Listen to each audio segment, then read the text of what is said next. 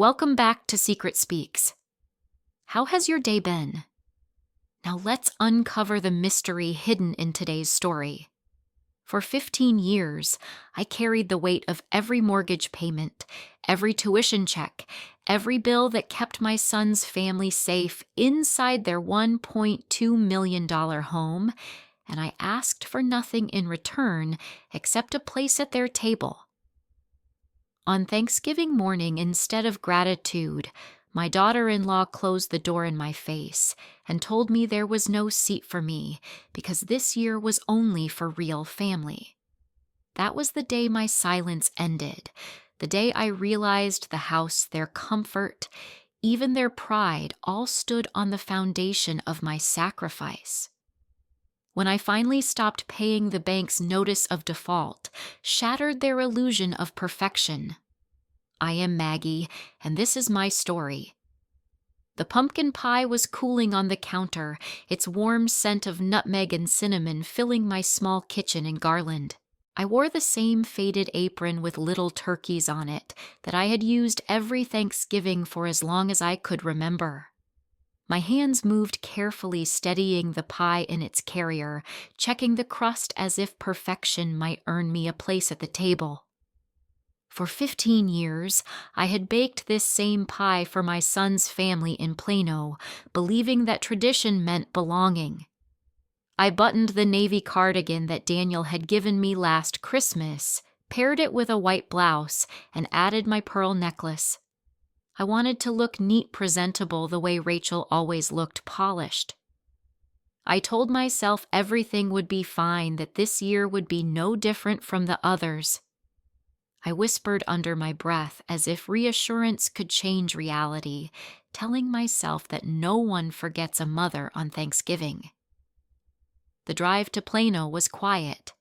The streets looked wide and clean, lawns trimmed like they were competing with each other, houses glowing with early holiday decorations.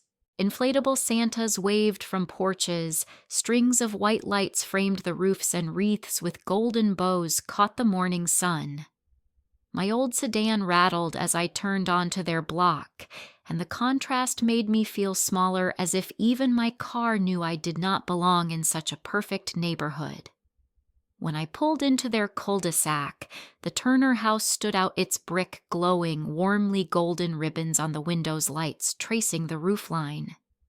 The lawn was edged with care, the driveway swept clean, 2 cars parked like showpieces. It looked like a house from a magazine, the kind that promised laughter and security inside. I parked across the street and sat for a moment with my hands resting on the steering wheel. My chest rose and fell too fast. I looked at the pie on the seat beside me and whispered, "They'll be glad to see me." Balancing the pie carrier on my hip, I walked up the steps and pressed the doorbell. Through the frosted glass, I heard laughter and music, the clinking of silverware chairs scraping against the wood floor. The sound of a full house, the kind of warmth I wanted to step into. My fingers tightened on the handle of the carrier as I waited. The door opened. Rachel stood there. Her hair was curled, her makeup flawless, and the burgundy sweater she wore probably cost more than I spend on groceries in 2 months. She looked polished, calm, as if this moment had been rehearsed. She smiled, but it was not a smile that welcomed. It was the polite curve of lips you give when delivering news you expect someone else to swallow quietly. She stepped onto the porch, pulling the door almost closed behind her so the noise from inside dulled. Her perfume drifted into the cold air, sweet and heavy. Her voice was gentle but careful, like she had chosen every word in advance. This year they were keeping Thanksgiving small, only immediate family. My heart stumbled. I shifted the pie in my hands, the weight suddenly unbearable. I reminded her I was Daniel's mother, Emma, and Jacob's grandmother. I said I had baked the pie, the same one I brought every year since the children were born. She sighed like I was being difficult and explained that Daniel had been stressed with work the children had been acting out. They just needed a quiet day. Her parents had flown in from California, her sister had driven up from Austin, but that was different, she said, because they did not visit often. Her words hung in the air, sharp as icicles. I glanced through the narrow side window and saw the long mahogany table Daniel had inherited from his father. It was already set with Rachel's fine china, 8 places arranged neatly with folded napkins and polished silverware.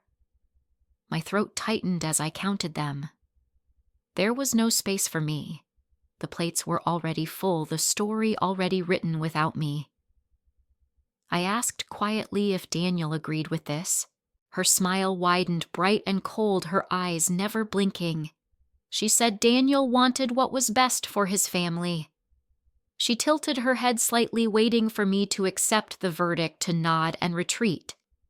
The pie carrier grew heavier in my hands. My arms trembled as if the weight could pull me to the ground. Inside the house, I heard Emma's laugh, high and clear, followed by Jacob's footsteps pounding across the hardwood floor. Their voices were filled with excitement, the sound of life that no longer included me. For 15 years, I had imagined myself woven into their holidays. Now I realized I was standing outside a circle that had quietly closed without me. I managed to whisper that I would not intrude. My voice sounded strange, not my own, brittle and thin. Relief flickered across Rachel's face.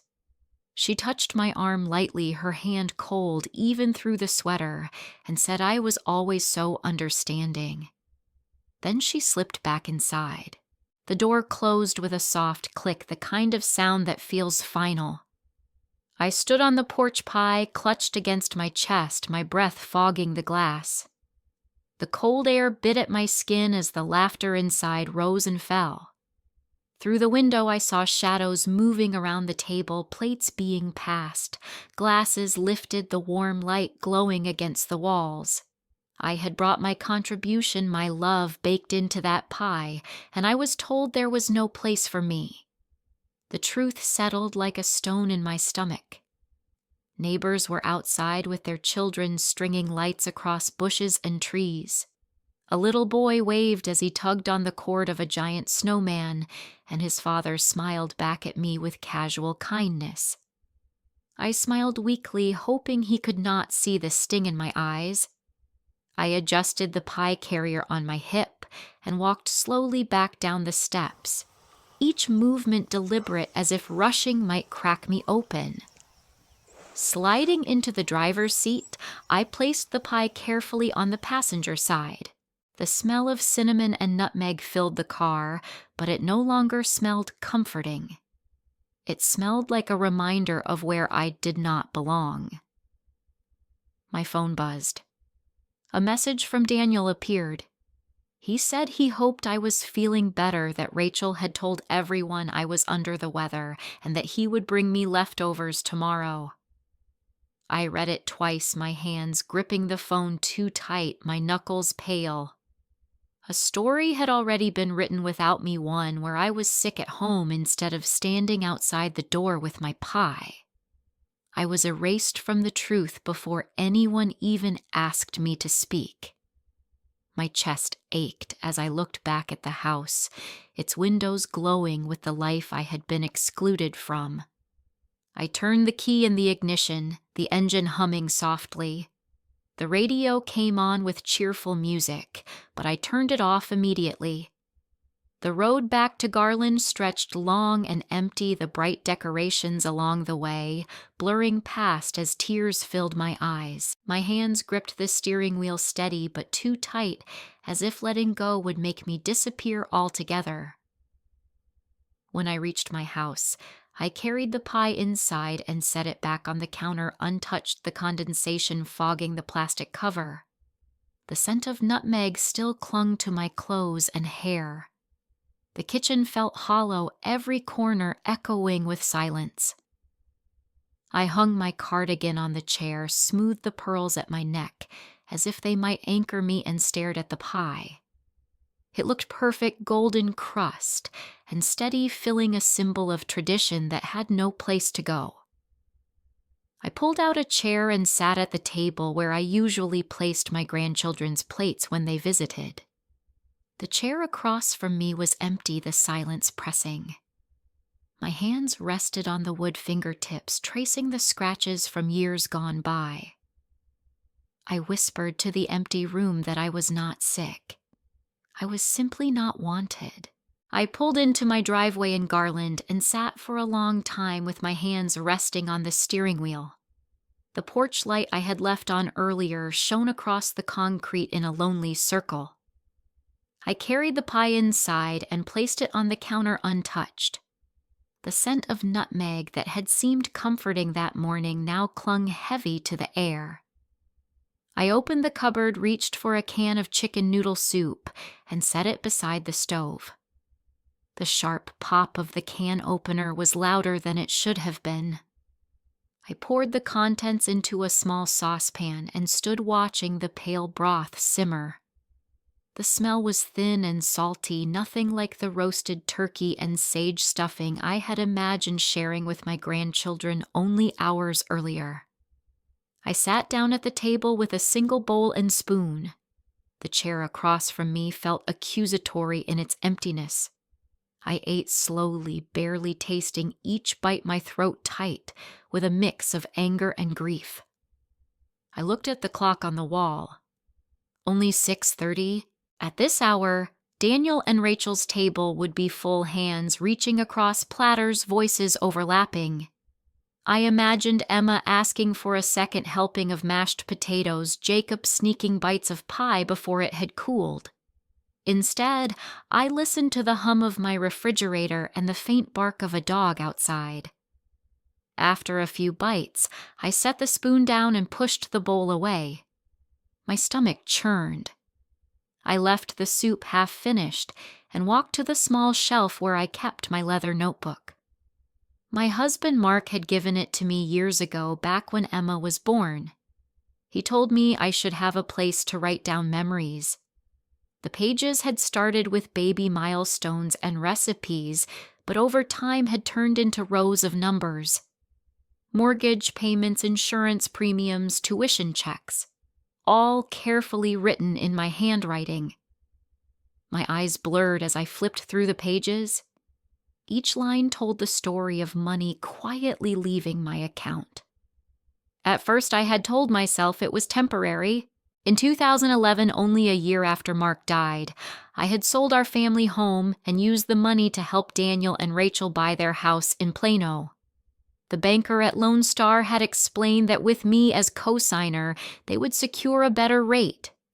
It sounded like love disguised as paperwork. I believed it was what any mother would do. I thought Daniel's contracting business would take off within a few years and I would step back. But 1 year became 5. 5 became 10, and suddenly 15 Thanksgivings had passed. I had covered everything.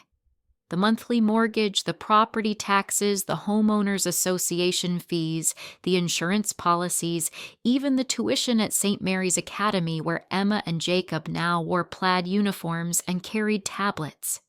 Each bill had slipped quietly out of my account like clockwork.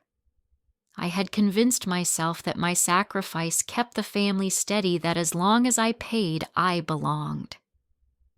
I closed the notebook and set it on the table.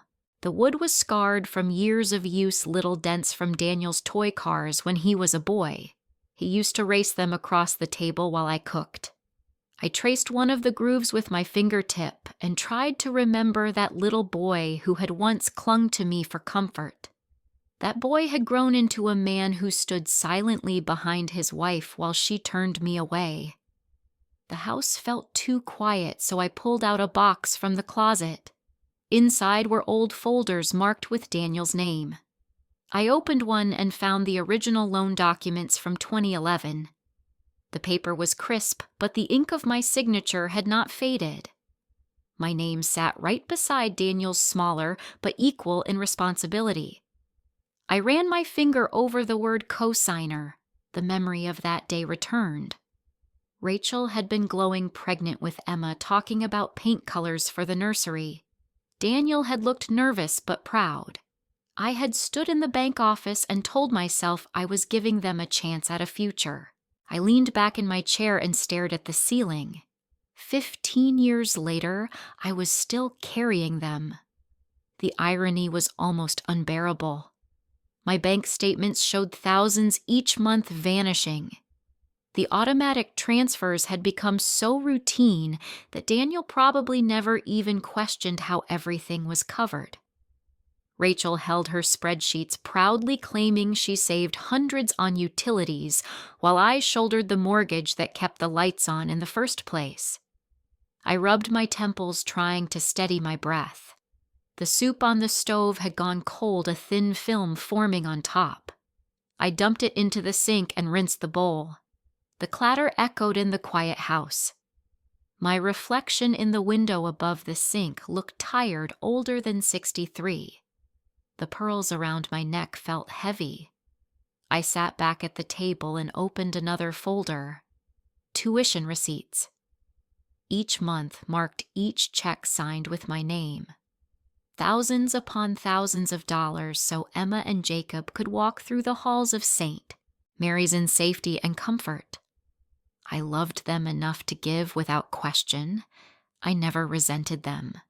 I resented the silence that had grown around the truth. The phone buzzed on the counter. A message from my sister Helen appeared. She asked if the pie had turned out. I typed back that it was beautiful but untouched. My finger hovered before I added that Rachel told me there was no seat for me at the table, that Thanksgiving was only for real family. I pressed send before I could stop myself. The phone rang almost immediately. I picked up and Helen's voice filled the quiet. She was silent for a long moment after I told her. Then she said what I had been refusing to admit. I had allowed this. I had enabled them for so long that they no longer saw me as a person. They saw me as a wallet. The words hit harder than Rachel's had because they were true. I stared at the pie across the room as Helen spoke. She said I had to decide if I wanted to keep living like this. When we hung up, I walked to the refrigerator and opened the door. The pie sat on the shelf, wrapped tightly in plastic, untouched and perfect. It looked like something fragile I no longer wanted to touch. I shut the door quickly. The hum of the fridge filled the silence. I pressed my hands flat against the counter, trying to steady myself. The night stretched long. I pulled a blanket around my shoulders and sat by the window. Across the street, a neighbor's house glowed with company cars lined along the curb, laughter spilling out into the cold. It felt like I was staring through glass at a life I had once known. I thought about the word family and how easily it could be used to include or exclude. Rachel had drawn a circle and left me outside. I realized in that moment that I had been erased long before the door closed in my face. Tonight had only made it official. The streetlight flickered at the corner. The clock ticked steadily in the quiet. My body ached with the weight of 15 years of silence. I reached for the notebook again and opened to the most recent page. I wrote down the date. November 2025. Beneath it, I wrote the words, "Paid again." My pen pressed hard into the paper, leaving grooves even after the ink dried. I stared at those words until my vision blurred. Then I set the pen down and whispered to the empty house that it was enough. The phone was still warm in my hand when I dialed Helen's number. My sister picked up on the second ring, her voice steady, the same voice that had carried me through the months after Mark died 15 years earlier. I told her everything in a flat tone, from the pie cooling on my counter to Rachel stepping outside in her perfect sweater and telling me there was no place for me because family had to be real. I spoke without tears at first, but by the time I said the words "real family," my throat had tightened and my breath came uneven. Helen was silent for a long beat, and when she finally spoke, she did not soften the edges. She said I had allowed this. She said I had been enabling Daniel and Rachel for so long that they no longer saw me as a mother, only as a wallet. I protested weakly that I had done it for the children, for Emma and Jacob, that I wanted them to have stability and a good education. Helen cut me off, her tone firm, saying that children learn from the silence of their parents, and that mine had been teaching all the wrong lessons. Her words pierced deeper than Rachel's had because they carried no malice, only truth. I paced the kitchen, passing by the pie again and again, my hands restless. Helen asked me a question I had never dared to ask myself. What would happen if I stopped paying? I froze in the middle of the room, staring at the stack of folders I had pulled from the closet. My lips parted, but no sound came. The thought had always hovered in the background, dark and unspoken. Now it stood clear in the air between us. Helen told me that love was not meant to be confused with fear. She reminded me that I had lived through harder times. After Mark's funeral, I had faced Bill's loneliness, the selling of our family home, and I had survived. She said I had a choice now. Either keep pretending my worth was tied to monthly transfers, or decide to let them see what reality without me looked like. I pressed the phone closer to my ear, closing my eyes as tears slid down my cheeks. I wanted to argue, but deep down I knew she was right. I whispered that I was tired, so tired of carrying the weight alone. Helen's tone softened, then telling me the tiredness could be the beginning of change. She told me to sleep, but before we hung up, she repeated the question. What would happen if you stopped? After I ended the call, I stood in the kitchen with the silence pressing on all sides. I walked slowly to the table and opened the purchase book. Loan documents from 2011 spread across the wood like a deck of cards. Daniel's signature sat bold at the top of each page, but right beside it was mine. Not in the margins, not small, but equal in size, equal in weight. Co-signer. The words stared back at me until my vision blurred. I pulled out bank statements next. Month after month of automatic transfers, $3,800 for the mortgage, $1,200 for the HOA tuition checks of $2,000 each. Insurance premiums, car leases. It was all there, stretching back year after year. My handwriting filled the edges, notes about due dates and confirmation numbers. The indentation of my pen pressed deep into some pages, as if I had been carving proof into the paper. My chest felt tight. I ran my finger down the columns, watching the numbers bleed together. The life Daniel and Rachel lived had been built on my silence. Their house in Plano, their children's uniforms, the SUV in the driveway, the vacations to California. None of it had been carried by Daniel's contracting work or Rachel's careful budgeting. It had all been sustained by me. The anger rose slowly, curling in my stomach. For so long, I had told myself I was invisible because that was noble, that mothers were meant to give quietly. But what had my silence bought me? A closed door, a polite smile, leftovers promised for tomorrow.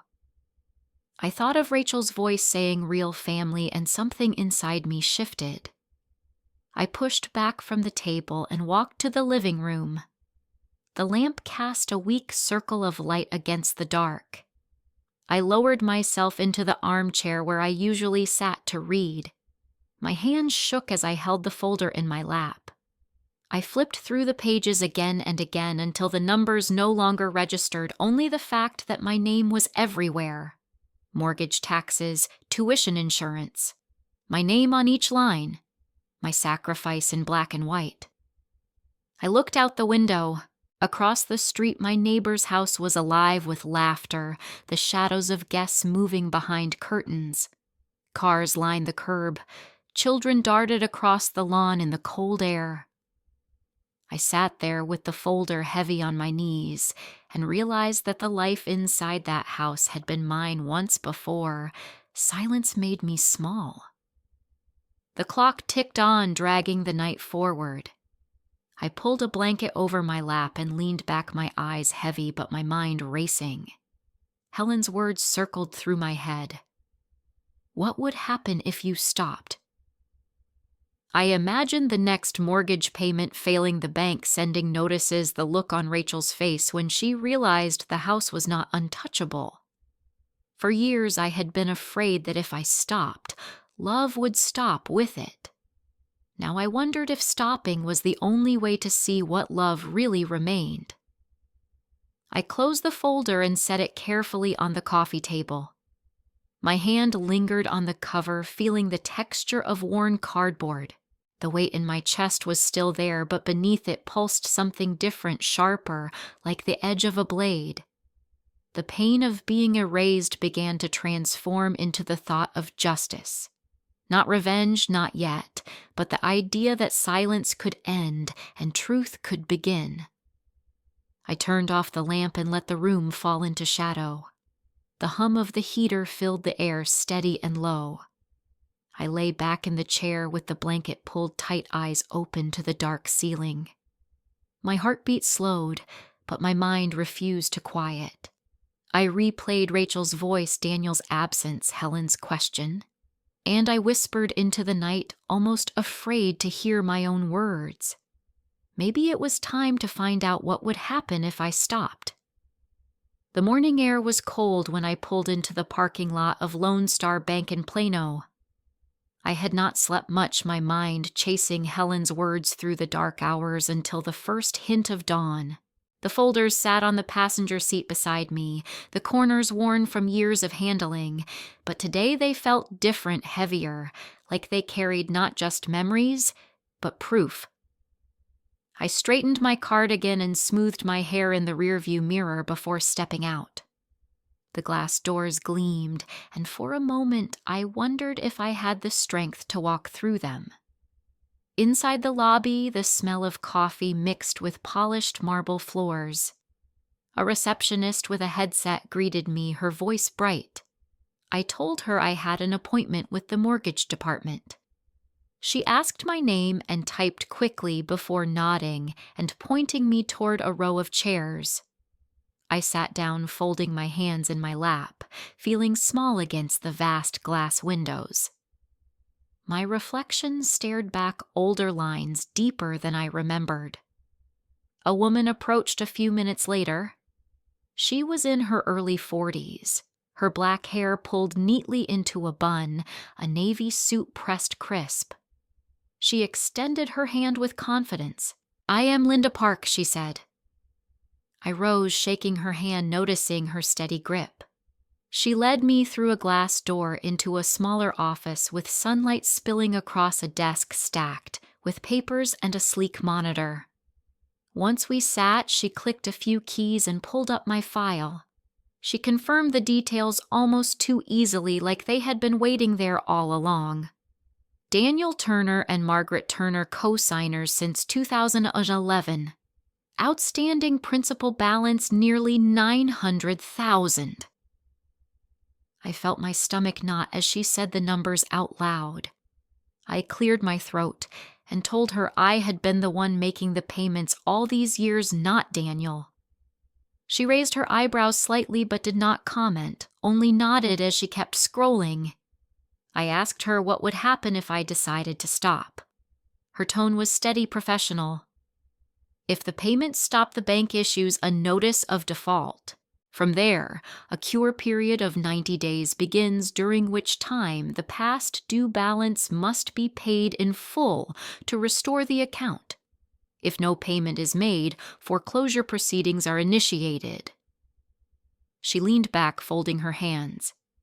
That means certified letters, legal filings, and eventually a notice of sale. I swallowed hard. My palms were damp against the folder in my lap. And my name, I asked. What does my name on those papers really mean? She explained that as a co-signer, I was equally responsible for the debt. The bank considered me just as liable as Daniel. Any missed payments would affect my credit as much as his. The words pressed down like stones, yet beneath the weight something sharper stirred. She stood and walked to the printer, sliding a single sheet of paper across the desk. "This is a sample," she said.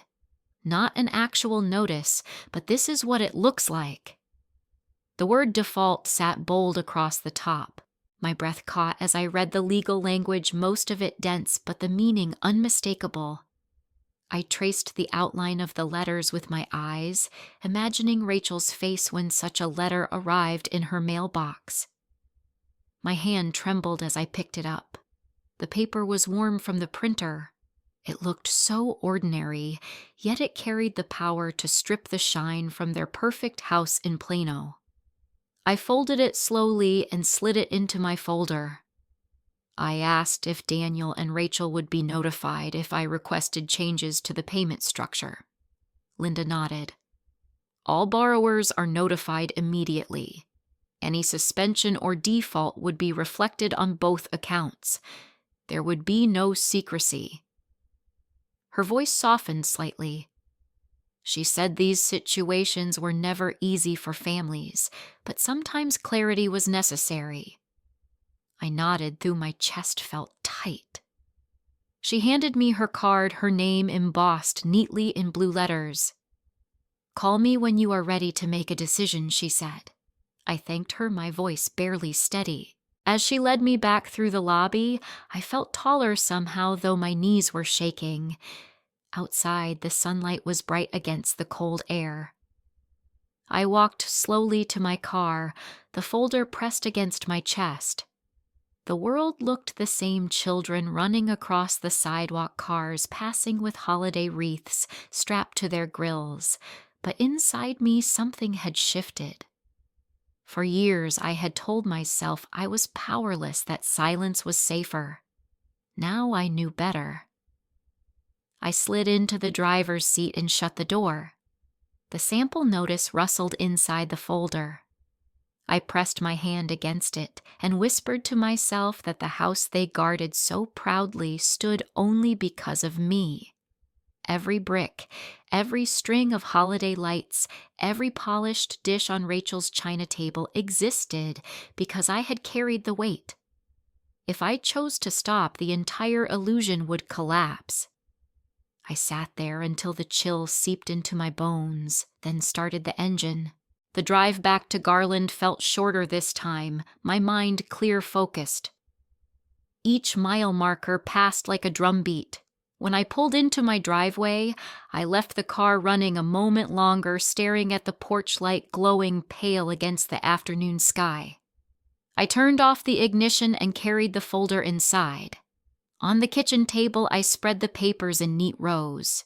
The loan documents, the bank statements, the tuition checks. The sample notice lay on top like a crown.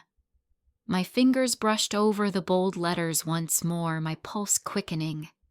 I thought of Rachel's words on Thanksgiving morning, telling me there was no seat for me because only real family belonged.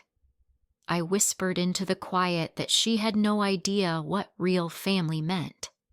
The kettle whistled on the stove. I poured water into a cup and sat down again, staring at the papers spread across the wood. My hands stopped trembling. For the first time in years, I was not looking at myself as invisible. I was looking at myself as someone holding the strings. If I pulled, everything they thought was solid would unravel. The room felt charged, the silence no longer heavy but full of possibility. I gathered the papers back into the folder and slid it carefully into the drawer of my dresser. This time, I did not hide it to forget. I placed it there like a weapon waiting for the right moment. As night fell outside, I drew the curtains and switched on the lamp. The sample notice rested in the drawer beside me, my name scrawled across documents that proved my worth, my sacrifice, and now my power.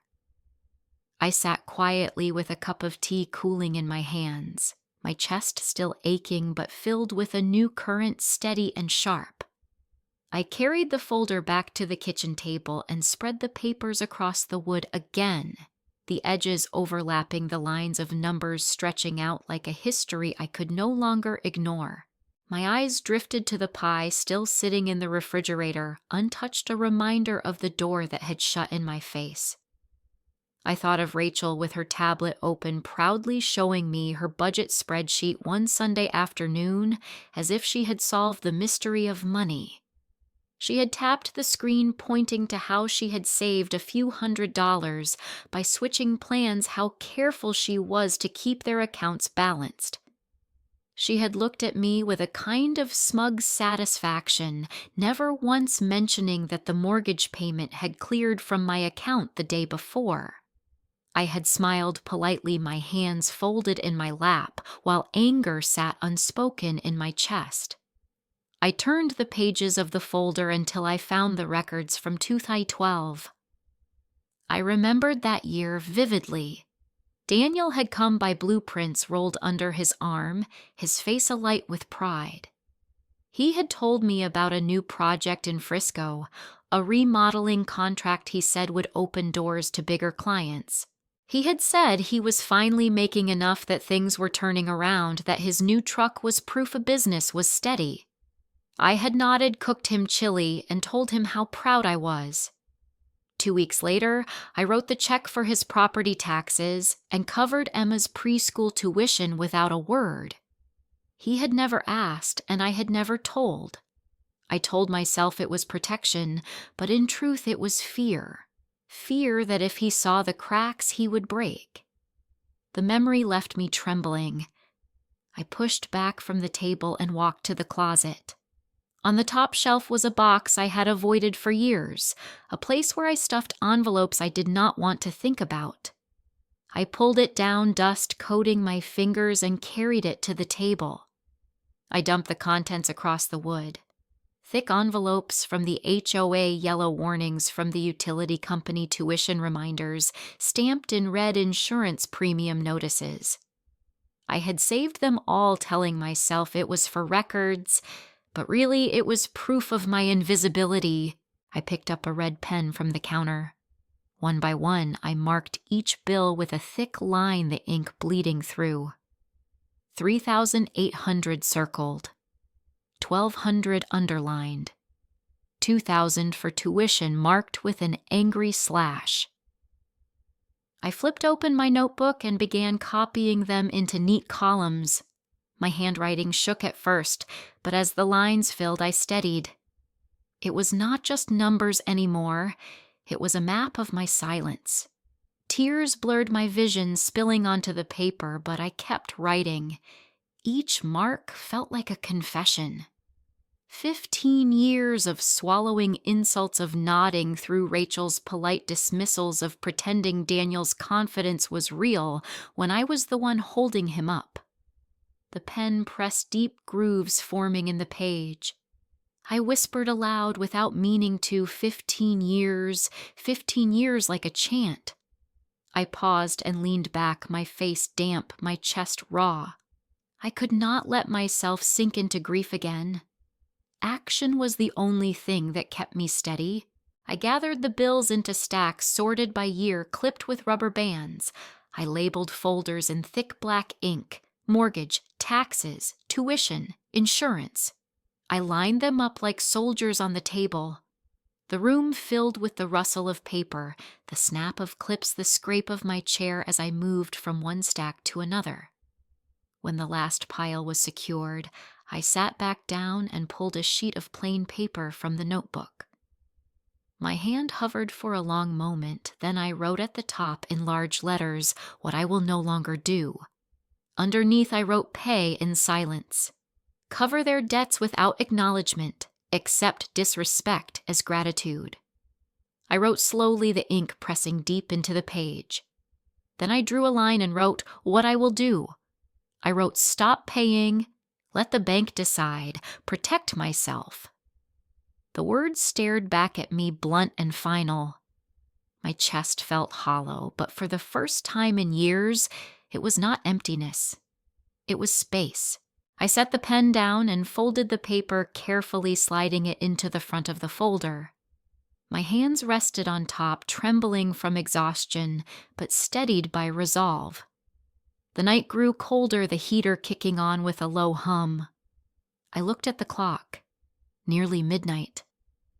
My body ached, my eyes heavy, but I could not bring myself to turn away from the table. The piles of paper looked like monuments to years of sacrifice. I ran my hand over the nearest stack and whispered into the quiet that I had been more than a wallet. I had been the foundation. The tears came again, quieter this time, rolling down my cheeks without struggle. I let them fall, not wiping them away. I cried for Mark, for the life we had planned that ended too soon. I cried for the young mother I had been believing love meant carrying every burden without complaint. I cried for the children who would never know how much of their comfort had come from the woman their mother pushed out the door. When the tears stopped, I felt lighter. My body drained, but my mind clear. I pushed the chair back and stood slowly gathering the folders into a neat stack. I carried them to the dresser in my bedroom and slid them into the bottom drawer. This time, I did not shove them out of sight to forget. I placed them there like proof waiting for the day I would need them. I walked back to the kitchen and turned off the light. The pie sat in the refrigerator. The red marks on the bills glowed faintly in my memory. I paused in the doorway, my hand resting on the frame. In the silence of the house, I whispered to myself, I will not pay again. The morning sun was pale when I parked outside the brick office building in downtown Plano. My hands gripped the steering wheel longer than necessary, my breath shallow. I had found Robert Miller's name in the directory of real estate attorneys, and his secretary had set the appointment without hesitation. Now the weight of it pressed on me. I opened the car door and stepped into the cold air, the folder tucked tightly under my arm. Inside the office smelled faintly of leather and coffee. A receptionist looked up with a professional smile and asked for my name. I gave it and she nodded, telling me Mr. Miller would see me shortly. I sat in a leather chair in the waiting area, my knee bouncing with nervous energy. Framed photographs of neighborhoods lined the walls, glossy images of homes with green lawns and smiling families. Each one looked stable, untouchable. I wondered how many of those houses had been held together by someone like me, invisible in the background. A door opened and a man in his 50s appeared. He was tall with thinning hair and glasses perched low on his nose. His suit was plain but well pressed. He introduced himself as Robert Miller, his handshake firm but not overbearing. He led me into a conference room where sunlight streamed through tall windows. The table was polished wood, a stack of files neatly arranged at one end. He gestured for me to sit, then took a seat across from me. I slid the folder across the table and explained. My son and his wife had bought a house in 2011. I had co-signed the mortgage believing it was temporary. For 15 years, I had been the one paying. Last week, I was told by my daughter-in-law that I was not part of the family's Thanksgiving. I paused, my throat tight, then continued. I wanted to know what it would mean if I stopped. Robert listened without interrupting. His eyes were steady, his expression neutral, though I sensed a flicker of understanding. He opened the folder and glanced through the documents, nodding occasionally. When I finished, he leaned back slightly and folded his hands. He said as a co-signer, I had every right to stop making payments. The bank would pursue both me and Daniel for the balance. But since I had been the one paying, the immediate consequence would be default. He explained carefully that if I stopped, the bank would issue a notice of default. After that, a cure period of 90 days would begin, giving us time to make up the missed payments. If no payment was made, foreclosure proceedings would start. He added that any missed payments would damage my credit history as much as Daniel's. That was the price of co-signing. My stomach clenched as I heard the words, but I nodded. The truth was better than silence. He went on saying there was another option if I wanted legal clarity, a quitclaim deed. If Daniel signed, ownership of the house could be transferred into my name. It would not erase the debt, but it would make the property legally mine.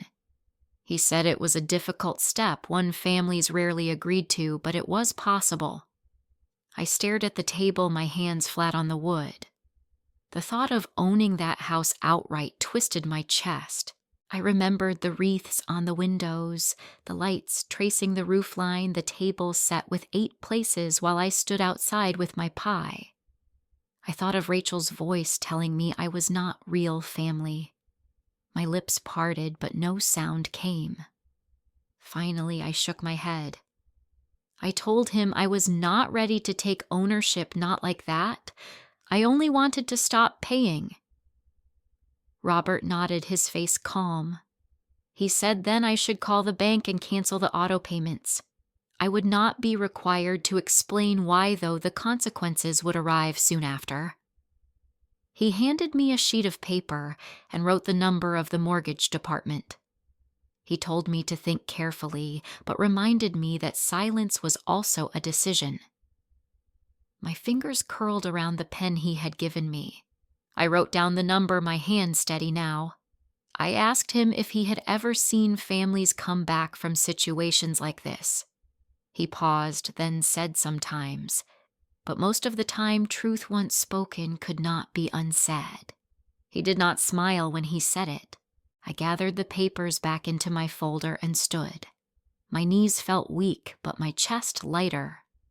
Robert shook my hand again, telling me to call if I needed help with the process.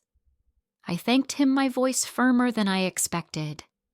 Outside, the sunlight felt sharper, the air colder. I walked to my car and sat for a moment with the folder resting on my lap. My reflection stared back from the windshield, pale but resolved.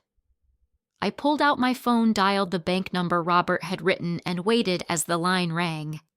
A woman answered, polite and efficient. I gave her my information, my voice calm. I requested that the automatic mortgage payment drafted from my account each month be canceled effective immediately. She confirmed the details and asked if I understood the account would then be past due. I said yes. She asked if I wanted to set up alternate arrangements. I said no. She paused, then told me the request had been processed. When I ended the call, my hands trembled. I pressed the phone against my chest and closed my eyes. 15 years of automatic transfers had just ended with one conversation. My name was still tied to the debt, but my silence was broken. I started the car and drove back toward Garland. The streets were busy with holiday traffic, families carrying shopping bags, trees strapped to the roofs of cars. My eyes blurred as I passed them. I thought of Daniel sitting at his polished table, Rachel arranging her china, unaware that the ground beneath them had shifted. At home, I placed the folder on the dresser drawer again, but this time it felt different. It no longer carried the weight of secrecy. It carried the weight of choice. I stood in the quiet room, my reflection faint in the mirror, and whispered that I had stopped. The words settled in the air, heavy and real. The heater clicked on, filling the house with warmth. I sat in my chair by the window, pulling a blanket across my lap.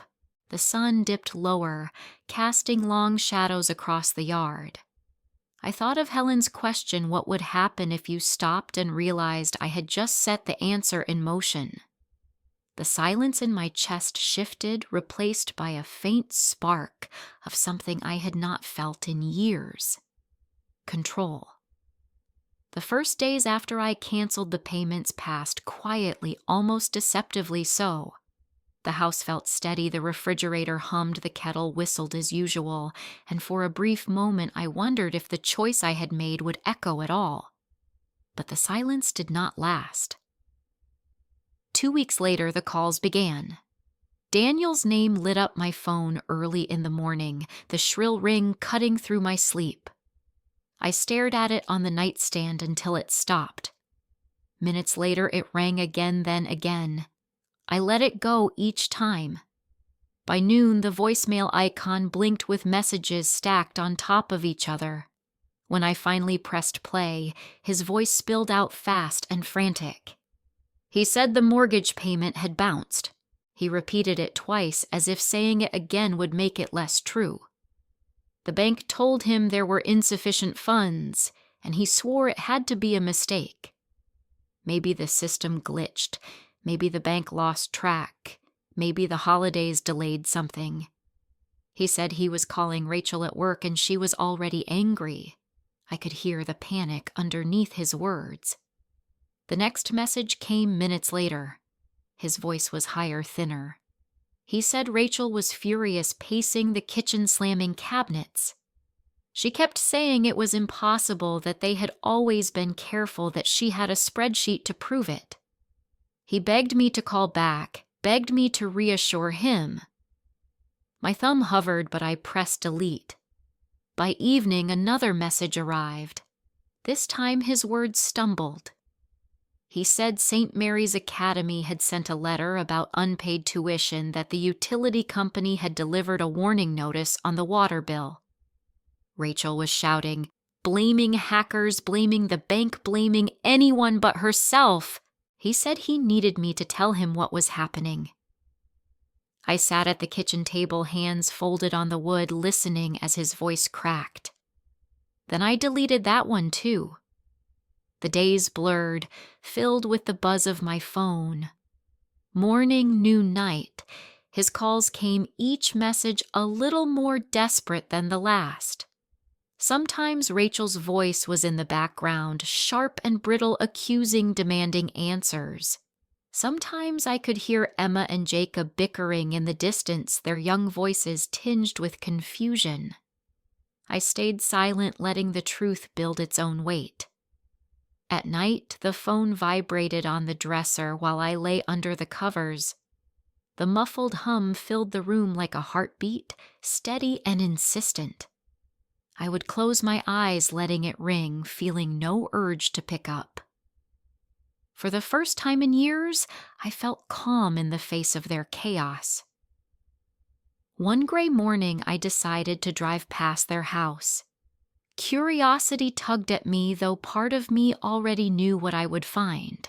The streets of Plano were lined with bare trees, etched against the sky Christmas decorations, still clinging half-hearted to porches, the season already fading. I slowed as I turned onto their cul-de-sac. From a distance, the Turner house still looked polished, almost defiant. The brick shone clean, the lawn clipped, even in winter, a wreath still hanging on the door, though the ribbons sagged. But then I saw the mailbox. Its metal door was open, and inside sat a thick yellow envelope. The kind banks use when politeness has ended and urgency has begun. I parked a few houses down, my heart thudding. Rachel appeared, suddenly stepping onto the driveway in slippers and a long coat thrown over pajamas. Her blonde hair was tangled, her face pale.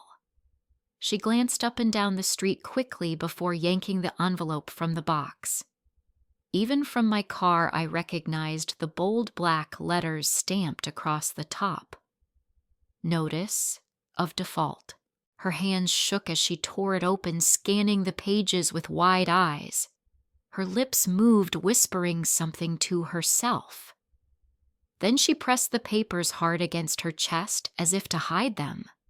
The slam of the front door echoed down the quiet street when she rushed back inside. Across the way, Ruth Johnson, their neighbor for nearly 20 years, was walking her terrier. She stopped in her tracks, the leash taut in her hand, her gaze fixed on Rachel's retreating figure. Her face carried a mix of sympathy and judgment. She looked once at the mailbox still hanging open, then back toward the house. She caught sight of me sitting in my car, and our eyes met for a brief moment. She did not wave, only gave a small nod before tugging her dog along the sidewalk. The scene lingered like a painting. The mailbox gaping open, the yellow envelope half torn, the door of their house closed tight. The facade of perfection had cracked. The neighbors had seen. The illusion Rachel had worked so hard to polish was unraveling in daylight. I sat behind the wheel, my breath fogging the glass. My heart ached not with regret, but with the knowledge that the truth was no longer hidden in my folders at home. It was printed in bold letters and delivered by the bank, undeniable. I thought of Emma's school uniform, her proud smile when she showed me her spelling tests, Jacob's sticky hands reaching for my pie crusts. They had no idea that their mother had just held in her hands the first sign that everything was about to change. I stayed there longer than I should have, watching the house stand still. The holiday wreath swayed in the wind, the ribbon fraying at its edges. The neighborhood was quiet, only the crunch of Ruth's footsteps fading away. The Turner house looked the same to anyone passing by, but I knew better. Behind those walls, Rachel's confidence had cracked, Daniel's denial had collapsed, and the ground beneath them had shifted. Finally, I turned the key in the ignition. The engine growled to life, breaking the silence. I took one last look in the mirror at the house that had been sustained by my silence for 15 years. The yellow envelope had spoken louder than I ever could. I drove away slowly, the street stretching out in front of me, the weight in my chest replaced by something sharper, steadier. Back home in Garland, I set my keys on the counter and lowered myself into the chair by the window. The late afternoon light streamed across the yard, soft and fading. My phone buzzed again on the table, Daniel's name glowing across the screen. I let it ring until it stopped, the silence afterward settling over me like a blanket. The truth had stepped into the open. Nothing could put it back now. The knock came late on a Sunday afternoon when the sky outside had already dimmed to gray. I had been folding laundry in the living room when I heard it, a heavy pounding that rattled the door frame. I knew before I opened it who stood there. Daniel's figure filled the doorway, his shoulders hunched, his eyes wide and bloodshot. He looked older than 36, as if the last 2 weeks had carved years into his face.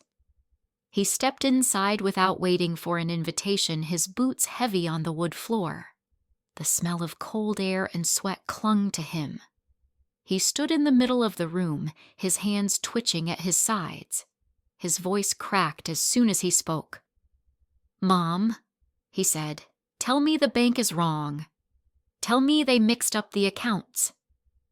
He pressed his palms against his temples, groaning. "They told me the payment stopped at the account holder's request. That it came from you." His voice broke on the last word. I motioned for him to sit, but he hovered restless like a boy caught in trouble. My heart squeezed at the sight of him, but I held my ground. I asked him if he truly thought his construction business could cover a $1.2 million house private school tuition and the cars in his driveway. His mouth opened, but no words came. He shook his head violently as if refusing to let the truth in. I walked to the dresser and pulled out the heavy folder. My fingers traced its worn edges before I placed it on the table between us. He stared at it like it might burn him. I opened it slowly, spreading the pages across the wood. Bank statements, transfer confirmations, tuition checks, insurance drafts, each one with my account number, my signature. My name repeated across 15 years of paper. Daniel leaned forward, his eyes darting across the pages. His lips moved silently as if counting. His hand reached out, then pulled back. He looked at me, his face pale, his eyes wet. "You paid all of this," he whispered. "Every month, every bill." I nodded once. He staggered back into the chair, his chest heaving. His face crumpled and the first sob tore from him. He buried his face in his hands, his shoulders shaking. I watched quietly, my own eyes dry. He cried for a long time, gasping out fragments of words. I thought I was enough. Rachel told me we were fine. I thought I was providing. I sat across from him, my hands folded on the table. For years I had shielded him from the truth, thinking I was protecting his pride. Now the pride lay broken at his feet. When his sobs slowed, he looked up, his face red and swollen. He whispered that he had failed me not only as a son, but as a man. He said he had allowed Rachel to treat me as less, to cut me out, while he stood silent.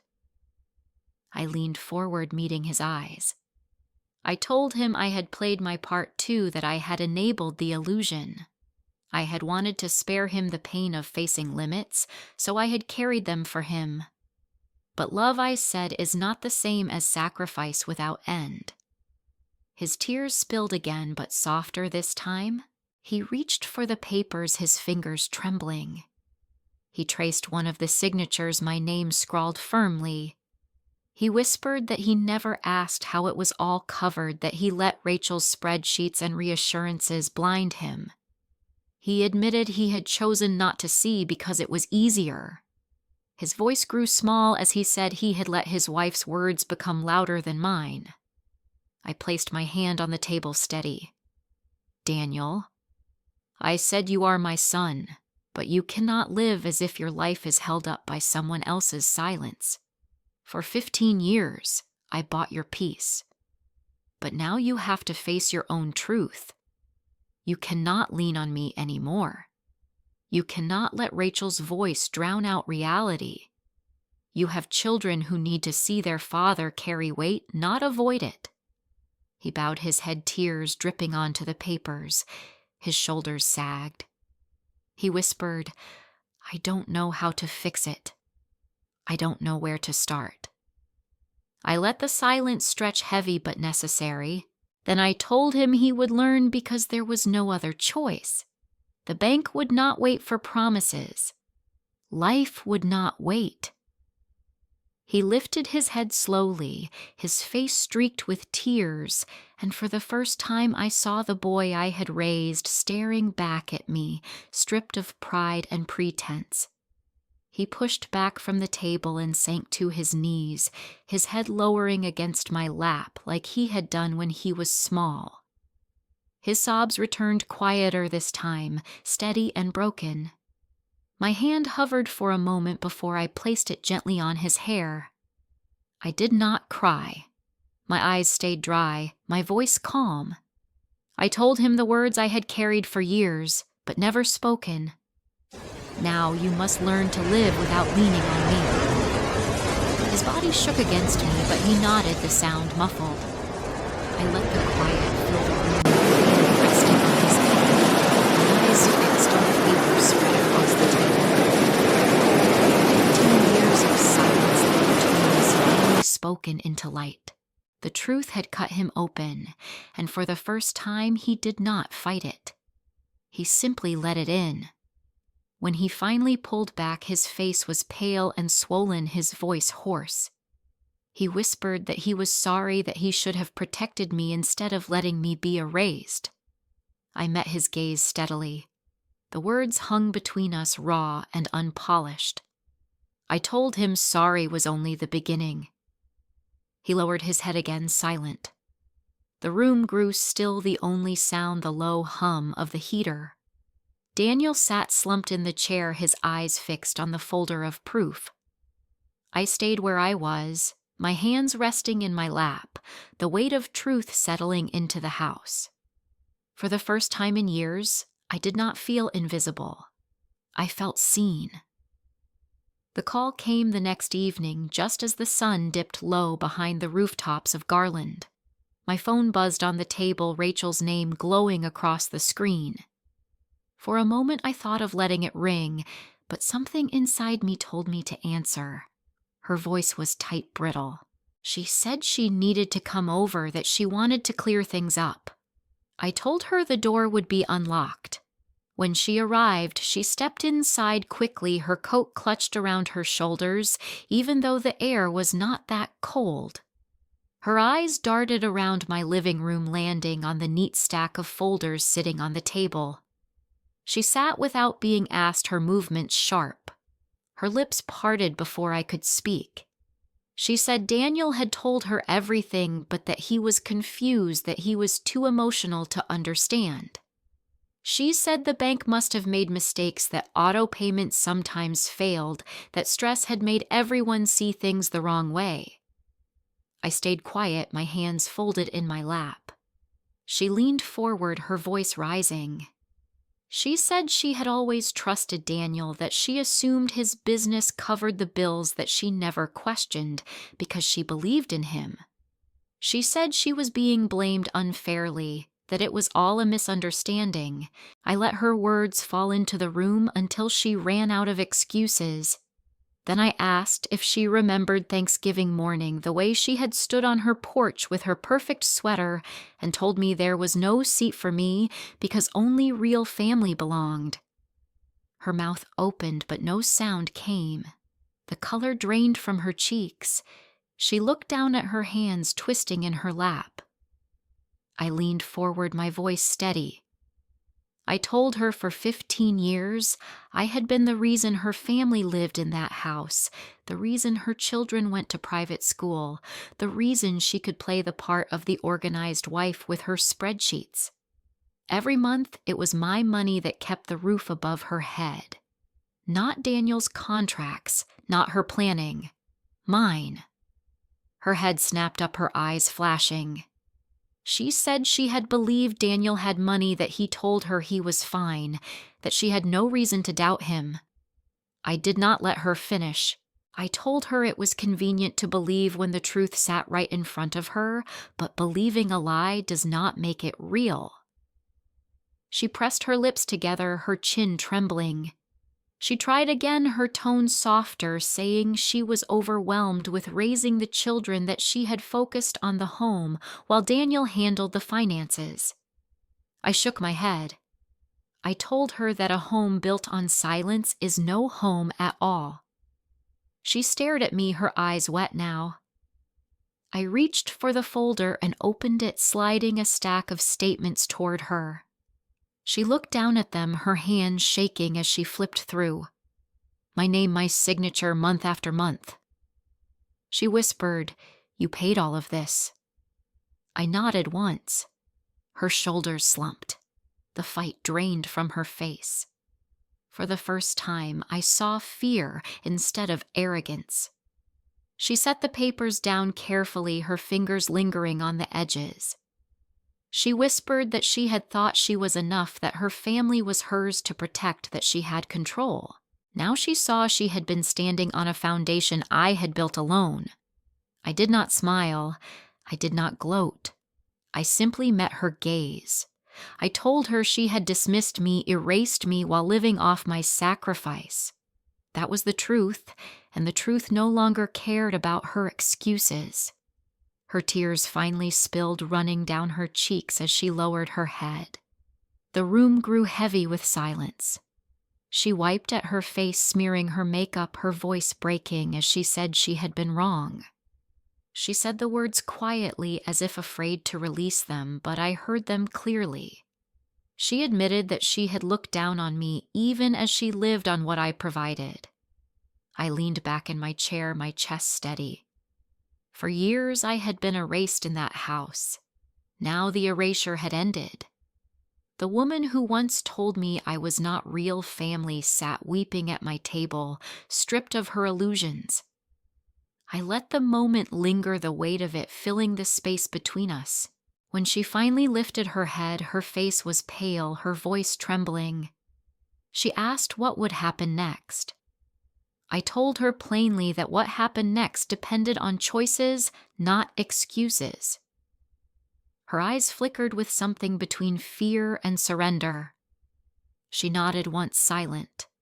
The clock on the wall ticked softly, the sound marking the end of her defiance. She stood slowly, her hand smoothing her coat, and walked toward the door. She paused there, her back to me, her shoulders shaking as if she might speak. But she did not. She opened the door and slipped into the night, leaving my house quieter than before. I stayed seated at the table, the folder still open, the papers spread like evidence of a trial finally begun. My fingers brushed over my name on the top page, steady and firm. Outside, the wind rattled the branches, and I sat in the stillness knowing that truth had finally cut through denial. The night after Rachel left my house, I sat at the kitchen table with a yellow legal pad in front of me.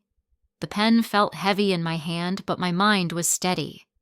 I began to write not in numbers this time, but in rules. The first line read, "Rachel must work full-time." The second, the family must attend counseling. The third, Daniel must show complete financial transparency each month. The fourth, Rachel must write a letter of apology to Emma and Jacob and read it aloud in my presence. I underlined each one, slowly pressing the ink deep into the page. These were not requests. They were conditions. The next evening, Daniel called, his voice softer than before. He asked if he and Rachel could come by together. I agreed, setting the legal pad on the coffee table where they could not miss it. When they arrived, Daniel looked worn, his shoulders slumped, his face pale but determined. Rachel walked a step behind him, her chin lifted but her eyes red. They sat on the couch across from me, the air brittle with silence. I slid the pad across the table. Daniel leaned forward, immediately reading each line. His eyes moved quickly, then he nodded once, almost with relief. He said he understood, that it was fair, that it was what needed to happen. Rachel's face flushed red as she scanned the list. She clenched her fists in her lap, her jaw tight. She read the first condition aloud, her voice sharp. Work full-time. She snapped her head up at me. She said she already worked hard enough managing the home, raising the children, supporting Daniel. Her voice rose with each word, brittle and angry. I did not answer. I only held her gaze. She shifted, her voice cracking. She said asking her to take a job was humiliation, that I was treating her like a child, that no wife should be forced into such conditions by her husband's mother. The room grew heavy with her words, but I stayed silent. Daniel surprised us both. He leaned forward, his voice steady but firm. He told her it was not humiliation, it was survival. He said the children needed stability, and that required both parents contributing. He said he had let pride blind him, but pride would not keep a roof over their heads. Rachel's mouth opened in shock, her eyes flashing. She accused him of betrayal, of siding with me to tear her down. Daniel did not back down. He said clearly that I had carried them long enough, and that without me, they would already be homeless.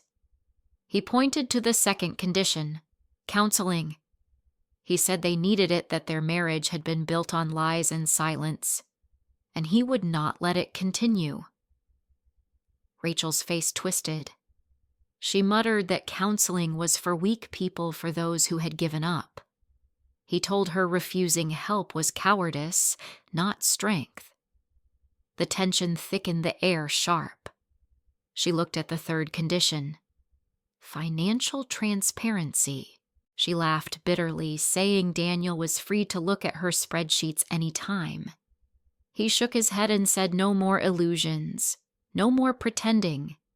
He would sit down each month and lay out every bill, every expense, with me watching if necessary. Her cheeks flushed deeper, her pride burning. When she reached the final condition, she froze. Write a letter of apology to Emma and Jacob and read it aloud. Her hand trembled as she lowered the pad. Her voice broke as she asked if I was serious. I told her the children had watched her push me away, had seen her close the door. They deserved to hear the truth. The letter was not about me, I said. It was about them learning that cruelty carries consequences. Rachel's face blanched. She stood abruptly pacing the room. She said it was too much, that I was stripping her dignity, that no one should be forced into such humiliation. She threatened to leave, to take the children, to walk away from all of it. My chest tightened, but I stayed still, hands folded. Daniel rose, then his voice cutting through. He said if she walked out, the bank would finish what had already begun.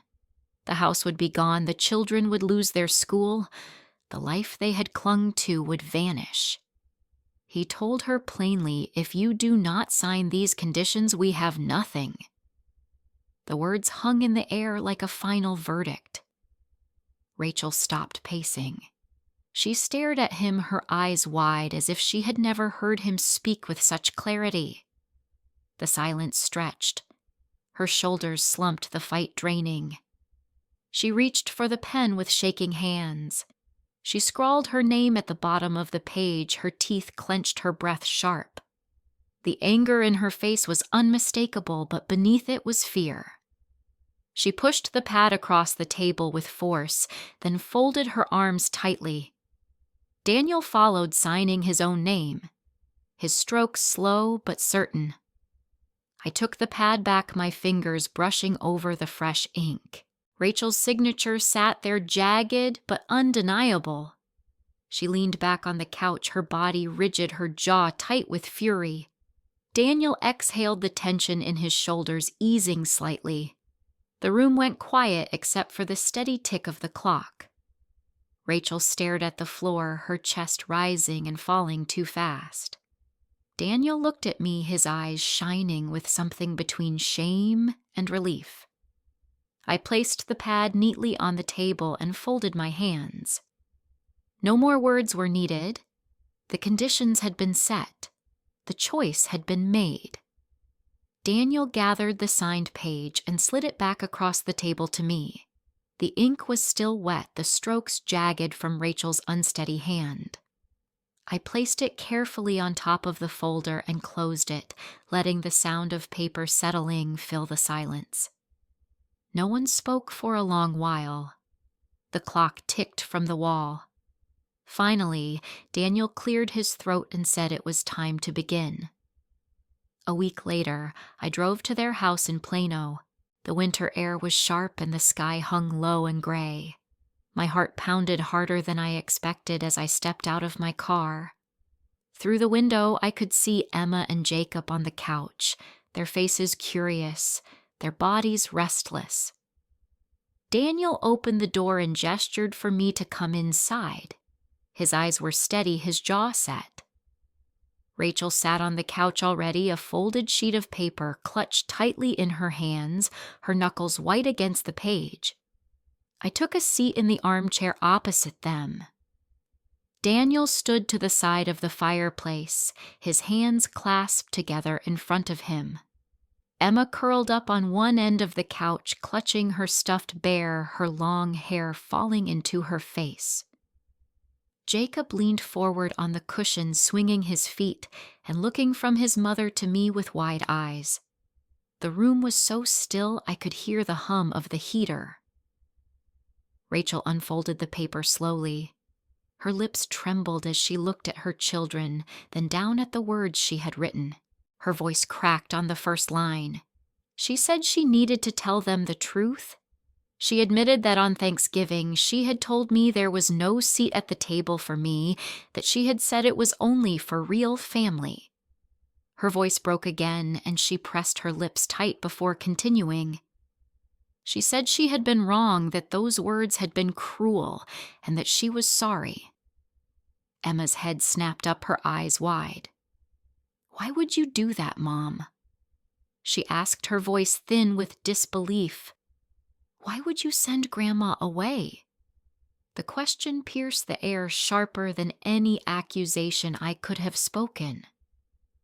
Rachel's hands shook.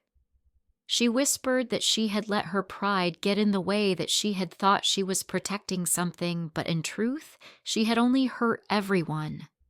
Jacob's voice came next, small and soft, but it struck deeper than any. "Did Grandma eat by herself that night?" he asked. His face was innocent, his eyes wet. The room seemed to stop around him. Rachel's shoulders slumped. She nodded slowly, her tears spilling freely now. "Yes," she said, "Grandma ate alone because of me." Her words were almost inaudible. The paper slipped from her hands onto her lap. Emma's eyes filled her bare, dropping to the floor as she sat forward. "That was mean," she said flatly, her voice steady though her chin quivered. "Why would you do that to her?" Rachel covered her face with her hands, sobbing openly. She said she could not take it back, that she could only admit it and beg for their forgiveness. I stayed quiet, my hands folded in my lap, my gaze fixed on her. My silence felt louder than words. Jacob slid off the couch and padded across the carpet to me. He climbed into my lap and wrapped his arms around my neck. His breath was warm against my cheek when he whispered, "You are my real family." The words burned and healed all at once. My eyes stung, but I did not let tears fall. I held him close, smoothing his hair. Emma stood and crossed the room. She leaned against my chair, resting her small hand on my arm. Her eyes met mine, full of something deeper than her 12 years. She did not need to speak. In her gaze, I saw both comfort and recognition. She understood more than any child should, and that truth carved itself into me. Rachel lowered her hands, her face red and streaked with tears. She looked at her children, then at me. Her voice cracked as she said she had been wrong, that she had let anger and insecurity drive her. She said she had hurt me and in doing so had hurt them too. She begged Emma and Jacob not to hate her. Daniel stepped forward, then his voice calm but heavy. He said this was what needed to happen, that lies had lived too long in their house. He told the children that from now on things would be different, that truth had to guide them, not pride. His eyes flicked toward me with gratitude, but I stayed steady, my arms still holding Jacob. The clock ticked on each sound, echoing. The heater hummed low. Rachel picked up the paper again with shaking fingers and forced herself to finish. She read aloud that she had failed me, that she had taken my sacrifices for granted, that she had dismissed me when I should have been honored. Her voice wavered, but she read every word until the page was done. When she finished, she dropped the paper onto the coffee table and bent forward, sobbing so hard her shoulders shook. Her hair fell across her face, hiding her eyes. Emma bent down, picked up her bear, and sat back with her arms crossed tightly, her face a mixture of sadness and disappointment. Jacob clung tighter to me, his small hands pressing into my shoulders. I looked at Rachel and saw not the woman who had stood on her porch in a burgundy sweater, smiling coldly as she shut the door in my face. I saw a mother stripped of her armor, broken in front of her children, forced to face what she had done. She was no longer untouchable. She was human, raw, and humbled. The silence that followed was thick, but it carried a different weight now. The walls that had once excluded me now echoed with confession. Rachel's pride lay shattered on the floor beside her. Daniel stood still, his eyes damp, his chest rising slowly. The children pressed close to me, and I let their warmth anchor me in that moment. I kissed the top of Jacob's head and squeezed Emma's hand lightly. The apology had been spoken, the truth heard. It would not erase what had happened, but it had cracked open the space for something new. Rachel sobbed quietly, bent over, her voice gone. The family sat together in a silence that was not empty but full of consequence. A year later, the air in Plano carried the scent of roasted turkey and autumn leaves. The Turner house looked different when I pulled into the driveway. The gutters were clear, the shrubs trimmed neatly, the driveway swept clean. A fresh coat of paint covered the shutters, and the wreath on the door was simple, not showy. When I stepped inside, warmth met me immediately, not just from the oven, but from the people waiting. Emma rushed to the door in a cranberry-colored dress, her hair tied back with a ribbon. She grabbed my hand and pulled me eagerly toward the dining room. Jacob followed, his shirt untucked, carrying a stack of napkins he had folded himself. The table stretched long, covered in a cream cloth pumpkins, and candles lined neatly down the center. At the head of the table was a card with my name written in Emma's careful handwriting. Grandma Maggie. My breath caught as I traced the letters with my fingers before setting down my coat. Daniel came from the kitchen carrying a platter of rolls, his face leaner, his movements steadier. He hugged me firmly and asked if the drive had been easy.